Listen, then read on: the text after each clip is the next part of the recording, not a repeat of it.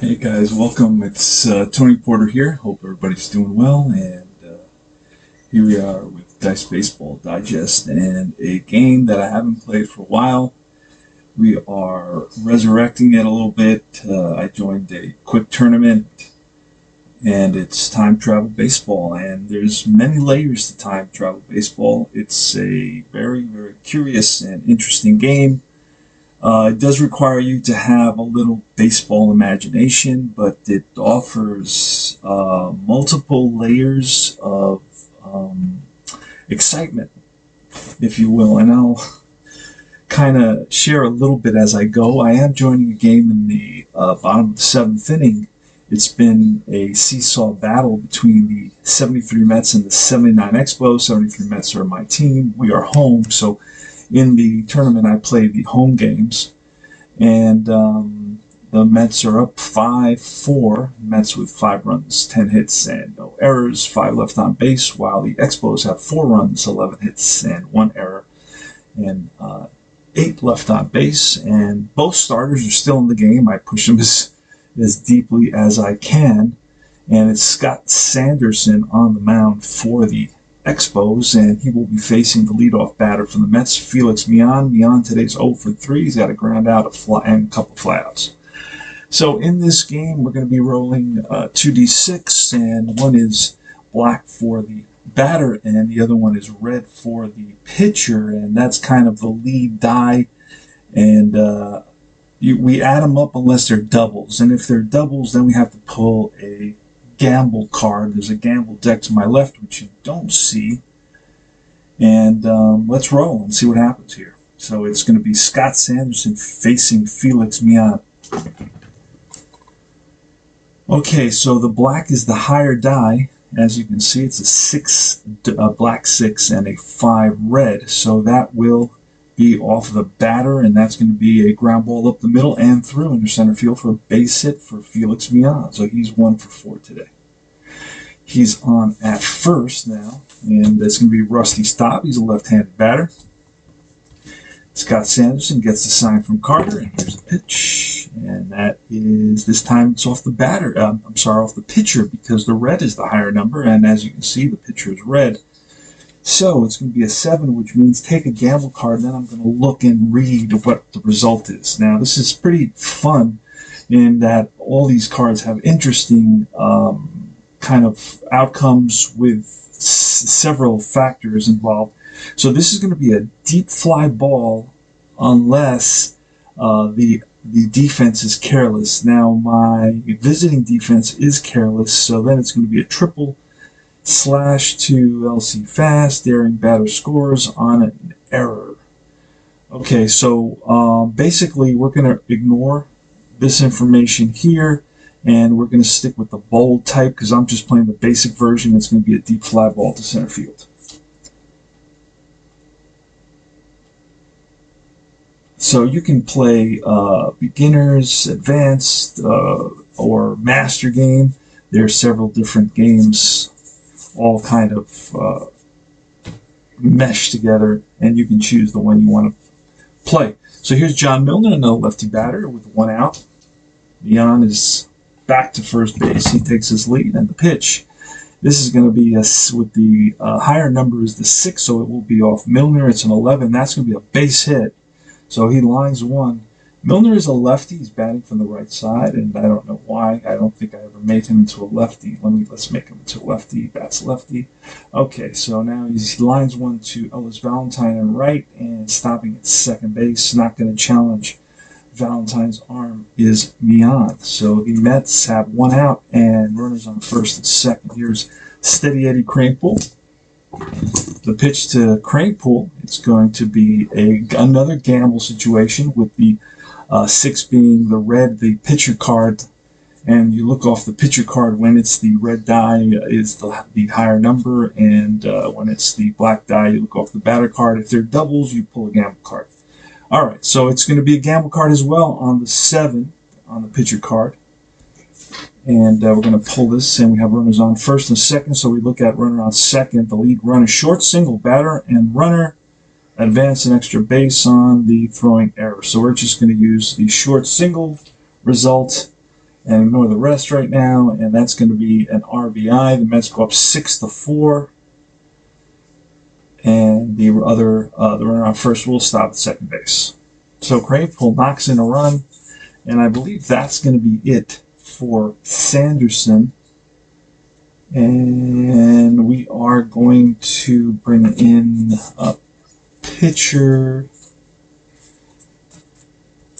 A relief pitcher is going to be Palmer. We have a righty, so we're going to bring in David Palmer. Let's bring him in there. Done. Okay, Palmer is the new pitcher, and it's Cleon Jones, the pitch.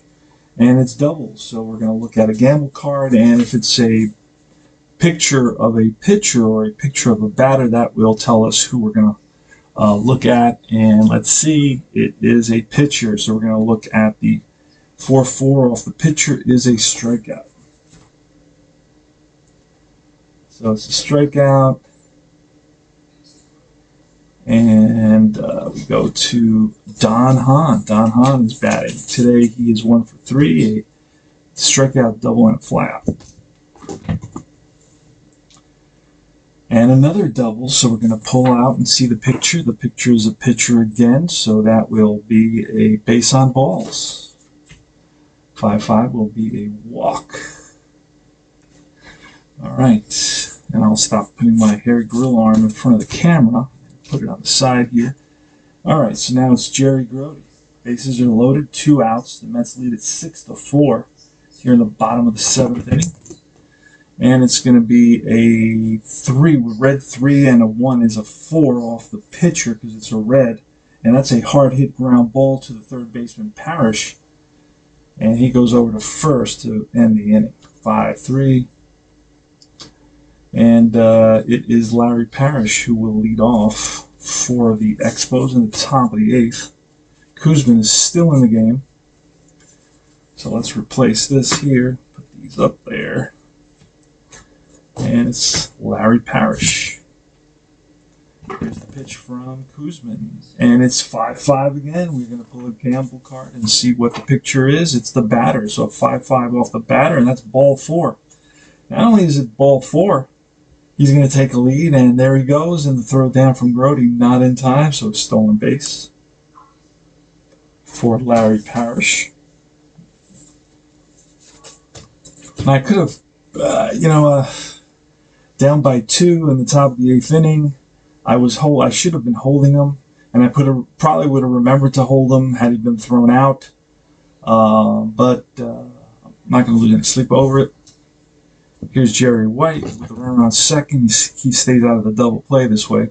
So, and they probably weren't even holding him or paying attention to him. It's going to be a 9 off the pitcher card because the red is the higher number, and that's an infield pop-up. And that's going to, Jerry White is a switch hitter, is going to pop it up. And that is the shortstop, Harrelson, by the second base bag. And it's Chris Spear, or Chris Spear, I can't remember. And here's the pitch. And it's going to be a 7, but off the batter, and that is going to be a fly ball, left center field, and Jones under it for the second out of the inning, 2 away. Now at the top of the order, we're playing with DH, so it's Andre Dawson. Andre Dawson, the tying run at the plate, and he's got good power. So Koosman better proceed with caution. And that's a 9 batter, and that's a hard hit ground ball to shortstop Harrelson. Harrelson fires a strike over to Milner at first, and that retires the side, 6-3. All right, we go. Harrelson leads off now for the Mets here in the bottom of the 8th inning.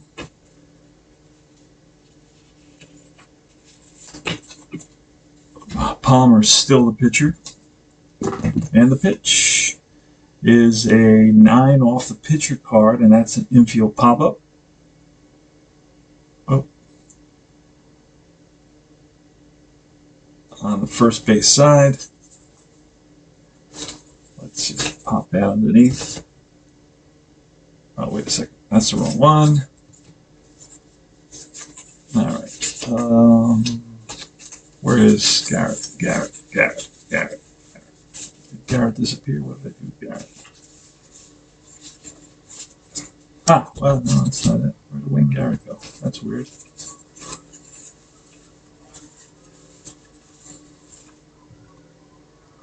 All right, it's Wayne Garrett versus David Palmer. 1 out pitch. And that is a 5 because the black one is the higher number. It's a 3 and a 2, and that's a base on ball. So Garrett did walk a lot in 1973, so he's got that represented on his card. Here's Felix Millan.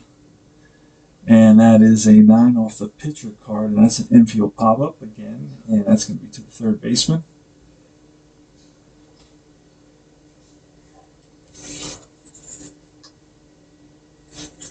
That was Millan. Wait a second. Since the last batter. There we go. Millan made the out. Now it is Rusty Staub. 2 outs and 1 on. And Wayne Garrett takes off, and that is a 6-6. So that's going to require a gamble card. We're going to see who it's off of. The batter, and a 6-6 is going to be a home run. If the pitcher has a 1-1 home run, I believe it is. I believe that's the rule with that little asterisk. Blah, blah, blah. And there it is. It's from the batter's card, right? Home run if the pitcher has a home run at 1-1 or 6-6, and he does have a home run at 1-1, so that's gone. Rusty Staub with a 2-run shot to right. And the Mets have taken a 8-4 lead. Next up is John Milner, the Hammer. You know, I'll write on these cards, and I'll put the Hammer. Great nickname, right? John Milner. Not a great career, but had a couple of decent seasons. Let's be honest. Here's David Palmer, pitch. And that is a 6. And it's a swing and a miss, and he strikes out. Milner for the third out. All right, so last licks for the Expos, the 79 Expos. Last licks for them. Koosman is still on the mound. And Koosman will be facing Rodney Scott, a switch hitter, batting from the right side. Here's the pitch. And that is a 6 and a 2 is an 8 off the batter card because it's black, and that's a swing and a miss. Struck him out. So Koosman with the good curveball, the Uncle Charlie. And the Mets with 8 runs, 14 hits, and no errors, while the Expos have 4 runs, 11 hits, and 1 error. And it's Warren Cromartie pitch. Cromartie today has a triple, and he's 1 for 4. That's going to be a 6 off the batter card. That's a slow ground ball, and that's to Millan. He better hurry, and just gets Cromartie just in time. A quick throw to Milner, and Milner with the nice stretch. And now it's Tony Perez. Perez today is 1 for 4 with a strikeout, a flyout, a double, and a groundout. Here's the pitch from Koosman. The Expos, 79 Expos down to their last out. And that is a 5-3, which is an 8. That will be off the batter, and that's chopped right back to Koosman. Koosman over to first, and that retires. That's the ball game. Retires the side, and that's it for the 79 Expos. The Mets take the series 2-1, and that is all she wrote, my friends. That is Time Travel Baseball, a little taste of time travel. Fun game for sure. There's a lot of interesting charts, and you can play on several levels. The rules are very simple to follow, and check it out. I see myself having at least a game a week on during the course of my tournament play, and thanks for watching. Take care. Remember, like and subscribe. Appreciate it.